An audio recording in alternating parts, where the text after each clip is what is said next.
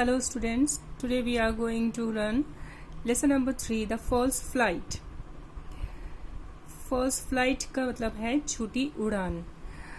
See the question number 1. Have you ever heard of a daydreamer? Daydreamer का मतलब होता है दिन में सपने देखने वाला. कभी सुना है आपने इसके बारे में? दिन में सपने जो देखता है. या फिर have you heard the story of Sheikh Chilli? Sheikh Chilli की कहानियाँ सुनी है आपने?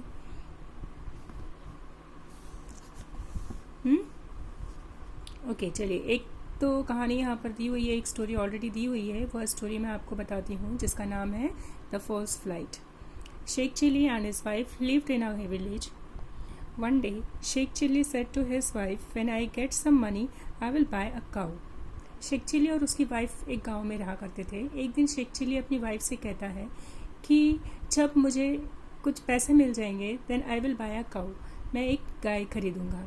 His wife replied, then I will milk the cow, we will need lots of clay pots. तो वो कहती है कि ठीक है. वो उसे जवाब देती है कि फिर जो है काऊ का जो है वो दूध वो निकालेगी और हमें बहुत सारे क्ले पॉट्स की ज़रूरत पड़ेगी. क्ले पॉट्स मतलब मटकों की ज़रूरत पड़ेगी दूध को रखने के लिए. Sheikh Chilli, yes I have to go to buy some. तो शेख चिल्ली कहता है हाँ मुझे कुछ खरीद करके तो लाना ही पड़ेगा. Next day her wife went to market and bought some pot. अगले दिन शेख चिल्ली की जो वाइफ है वो मार्केट जाती है और कुछ पॉट्स खरीद के ले जाती है. शेख चिल्ली पूछता है उससे, व्हाट डिड यू बाय, क्या खरीदा है तुमने? तो वो कहती है आई हैव बॉट 5 पॉट्स. वो बताती है कि मैंने 5 मटके खरीदे हैं. 1 for milk, 1 for buttermilk, 1 for butter and 1 for ghee. वो कहती है कि एक जो है जिसमें हम दूध रखेंगे, दूसरा जो है हम उसमें बटर मिल्क रखेंगे और तीसरा जो है उसमें हम बटर रखेंगे. उसके बाद जो चौथा है उसमें हम घी रखेंगे. What is 5th one for, that is what is 5th one for. तो जो शेख चिल्ली है वो उससे पूछता है कि जो 5वां मटका है वो किस चीज़ के लिए. Then she replied, that is for carrying some milk to my mother, said his wife. तो वो कहती है कि 5वां जो मटका है वो उसकी माँ के लिए दूध रखने के लिए है, कि वो कुछ दूध अपनी माँ के लिए रखेगी और उनको पहुँचा कर आएगी. What, carrying milk to your mother. वो अचानक से गुस्सा हो जाता है और उससे पूछता है कि क्या माँ को दूध देने के लिए. How long have you been doing that, और तुम ये कब से कर रही हो. Have you got my permission, क्या तुमने मुझसे परमिशन ली. शाउटेड शेख चिल्ली. शेख चिल्ली बहुत ज़ोर से चिल्लाता है और वो कहता है कि तुमने मुझसे बिना परमिशन लिए अपनी माँ को तुम दूध ले जा करके दे रही हो, क्या तुम कब से कर रही हो. हिज वाइफ रिटोर्टेड मीन्स जल्दी से गुस्सा होकर के रिप्लाई करती है वो, there is no need for your permission. वो कहती है कि तुम्हारी परमिशन की ज़रूरत नहीं है मुझे. Sheikh Chilli's face turned red and he grabbed the pots one by one and smashes them all against the wall. Sheikh Chilli का चेहरा जो है जैसे ही वो सुनता है कि इसकी वाइफ कहती है कि तुम्हारी परमिशन की ज़रूरत नहीं है, तो वो उसका चेहरा जो है वो लाल हो जाता है गुस्से से और वो पूरे जो पॉट्स को लेकर आती है उसे वो छीन लेता है और एक एक करके वो दीवार पर दे मारता है. The wife रिटोर्टेड. वाइफ को फिर गुस्सा आता है. फिर वो कहती है, I am the one who takes care of the cow and milk it. मैं ही वो अकेली रहूँगी, मैं ही वो अकेली हूँ जो वो गाय को दूध दोती है और उसकी केयर करती है. I will do what I wish with extra milk. और जो एक्स्ट्रा मिल्क है उसके साथ जो मैं करना चाहूँगी मैं वही करूँगी, या मुझे कोई रोक नहीं सकता. You fool, I work and sweat all day and buy a cow and you give away the valuable milk to your mother. तो शेख चिल्ली गुस्से में कहता है कि यू फूल, बेवकूफ़, मैं दिन भर काम करता हूँ, पसीना बहाता हूँ और गाय खरीद कर लाता हूँ और तुम वो जो इतना वैल्यूएबल मिल्क, इतना कीमती मिल्क जो है वो अपनी माँ को देकर आ जाती हो. Roared the husband. वो गुर्राता है उस पर. Neighbour came to their house. He asked the angry husband, what's the matter? Why are you shouting?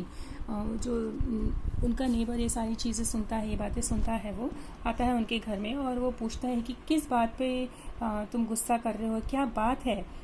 ठीक है, तो then Sheikh Chilli tell him this woman is giving away the milk from our cow to her mother. वो कहता है कि ये जो lady है ये हमारी गाय का जो दूध है वो अपनी माँ को देकर आ रही है। The neighbour asked your cow. तो नेबर पूछता है तुम्हारी गाय? तो शेख चिली कहता है yes the cow I am going to buy when I have enough money. हाँ, मेरी गाय जिसे मैं खरीदने वाला हूँ, जब मेरे पास इनफ मनी हो जाएगा, काफ़ी पैसा हो जाएगा, तब मैं गाय खरीदने वाला हूँ। Oh that one, you don't have a cow yet do you? अच्छा, वो तुम्हारे पास अभी तक क्या एक गाय भी नहीं है? Said the neighbour. The man said just wait, I am going to get one. Oh really, now I know what's happening to my wheat and corn. वो कहता है कि तुम्हारे पास गाय नहीं है, और फिर कहता है कि रुको, just wait, I am going to get one. मुझे मालूम है।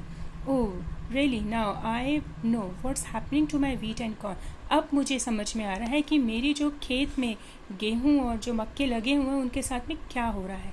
Said the neighbour and picking up the stick and thrashing his neighbour. और वो जो पड़ोसी होता है वो वहाँ से लकड़ी उठाता है और शेख चिली को मारना शुरू कर देता है। Then Sheikh Chilli says stop, why are you beating me? रुको, मुझे मार क्यों रहे हो? Your cow, it's been eating all the wheat and corn in my courtyard and you are letting it. वो उससे कहता है कि जो तुम्हारी गाय है वो पूरा का पूरा मेरा खेत का गेहूँ और मक्का खा ले रही है और तुम उसको वैसे ही छोड़ देते हो। What? Wheat? What? Corn? What wheat? What corn? I'm going to sow.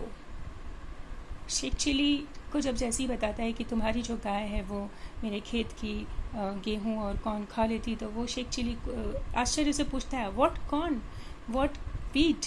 तो पड़ोसी बताता है कि आई एम गोइंग टू सो, मैं जो अभी बोने वाला हूँ।